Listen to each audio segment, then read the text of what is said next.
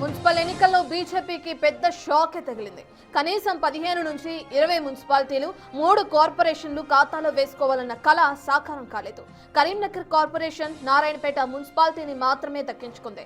అయితే అటు ఆమనగల్లు, అలియాబాద్, ఎల్లంపేట, చిన్నారం, నర్సాపూర్ పురపాలికల్లో వైస్ చైర్మన్ పదవులతో సరిపెట్టుకుంది బీజేపీ.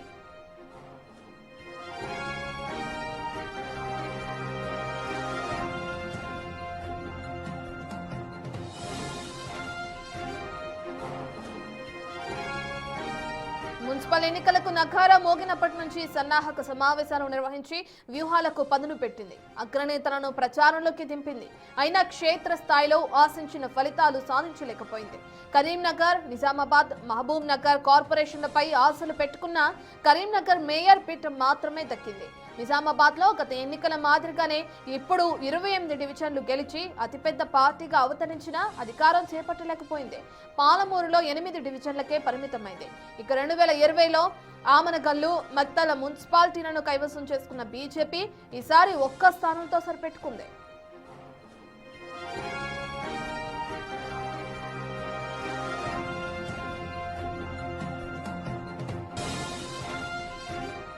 కాంగ్రెస్ కు తామే ప్రత్యామ్నాయమని చెప్పుకుంటున్న కమలానికి మున్సిపల్ ఎన్నికలు పెద్ద షాకే ఇచ్చాయి. ఈ క్రమంలో తప్పు ఎక్కడ జరిగింది, ఎందుకు వెనకబడ్డాం, అభ్యర్థుల ఎంపికలో పొరపాట్లు జరిగాయా లేక లోకల్ నేతల బలహీనత, అసంతృప్తే కారణమా అనే అంశాలపై బీజేపీ దృష్టి సారించింది. త్వరలో జెడ్పీ ఎన్నికలు జరగనున్న నేపథ్యంలో పార్టీ నష్ట నివారణ చర్యలకు ఉపక్రమించింది. ఈ క్రమంలో బీజేపీ రాష్ట్ర కార్యాలయంలో ఫలితాలపై సమీక్షా సమావేశం నిర్వహిస్తుంది.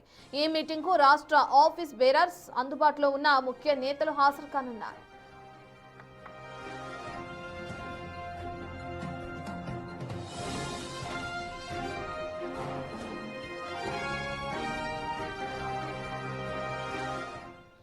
దీనికి సంబంధించిన పూర్తి డీటెయిల్స్ ని మా ప్రతినిధి వెంకట్ అందిస్తారు. వెంకట్, ఇప్పటికే బీజేపీ రాష్ట్ర కార్యాలయంలో ఏదైతే ఇప్పుడు వచ్చిన ఫలితాలకి సంబంధించి కానీ లేదంటే ముందు జరగబోయే జెడ్పీ ఎన్నికలకు సంబంధించి కానీ సమావేశం నిర్వహించే అవకాశం కనిపిస్తుంది. ఈ సమీక్ష సమావేశంలో ఎటువంటి నిర్ణయాలు తీసుకోనున్నారు, ప్రధానంగా ఏ అంశాల గురించి చర్చించనున్నారు, ఇప్పుడు జరిగిన ఎన్నికల్లో వెనుకబడ్డానికి ప్రధాన కారణాలు ఏమనుకోవచ్చు?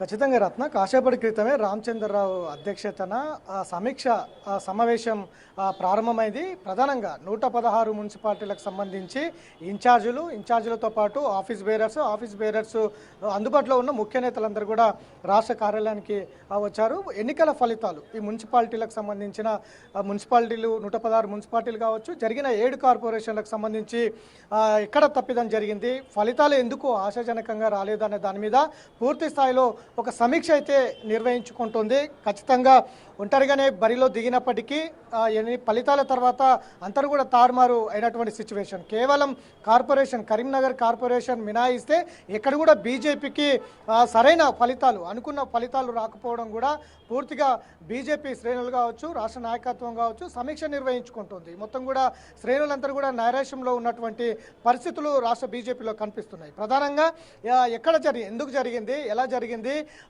దాని మీద ఎక్కడ తప్పు జరిగింది, ఆ తప్పును భవిష్యత్తులో ఎలా సరిచేయాలి అన్న దాని మీద పార్టీ ప్రస్తుతం దృష్టి పెడుతోంది. గత గ్రామ పంచాయతీ లెవెల్లో బలంగా అనుకున్న లక్ష్యాల కంటే ఎక్కువ వచ్చాయి, కానీ మున్సిపాలిటీలో మాత్రం అనుకున్న లక్ష్యాలు సాధించడంలో వెనుకాడిపోయినటువంటి పరిస్థితులు ఎందుకు వచ్చాయన్న దాని మీద బీజేపీ సమీక్ష చేసుకుంటుంది. దీని మీద పూర్తిగా కసరత్తు చేసుకుంటుంది. ఎందుకు అంటే ప్రధానంగా ఓటు శాతం ఎంత వచ్చింది, ఎక్కడెక్కడ గెలిచాం, ఎక్కడ ఓడిపోయాం, ఓటమికి కారణాలేంటి, కేడర్ పనితీరు ఎలా ఉంది, వచ్చే ఎన్నికల కోసం ప్రభావం ఎలా ఉండబోతుంది, దాన్ని ఎలా సరిచేయాలి అనే దాని మీద ప్రధానంగా బీజేపీ ఫోకస్ చేస్తుంది. గ్రౌండ్ లెవెల్లో కూడా క్యాడర్ నైరాశ్యంలో ఉండకుండా కూడా దానికి సంబంధించి ఏం చేయాలన్న దాని మీద కూడా పూర్తిగా సమీక్ష చేస్తున్నటువంటి సిచ్యువేషన్. చాలా చోట్ల మనం అనుకున్నట్టు చాలా చోట్ల కరీంనగర్ కావచ్చు, నిజామాబాద్ కావచ్చు, మహబూబ్ నగర్కి సంబంధించి కావచ్చు, 7 కార్పొరేషన్లు దాదాపు 4 కార్పొరేషన్లు బీజేపీ కైవసం చేసుకుంటుందని ముందు నుంచి చెప్పింది. దాదాపు 25 నుంచి 30 మున్సిపాలిటీలు కైవసం చేసుకుంటామని ప్రగాఢంగా చెప్పినటువంటి బీజేపీ, కానీ కేవలం నారంపేట మినహాయిస్తే, ఇటు కార్పొరేషన్ కరీంనగర్ మినహాయిస్తే ఎక్కడ కూడా అనుకున్న ఫలితాలు మ్యాజిక్ ఫిగర్ రాలేదన్నటువంటి సిచ్యువేషన్ ఉంది. ప్రధానంగా నిజామాబాద్ లాంటి ఏరియాలో ఎంఐఎం బలంగా పెరిగింది. అక్కడ సమయంను ఎందుకు అంచనా వేయలేకపోయింది? కరీంనగర్లో చేసినటువంటి స్ట్రాటజీ నిజామాబాద్లో ఎందుకు చేయలేదు? ఎందుకు అక్కడ వైఫల్యం చెందాల్సి వచ్చింది?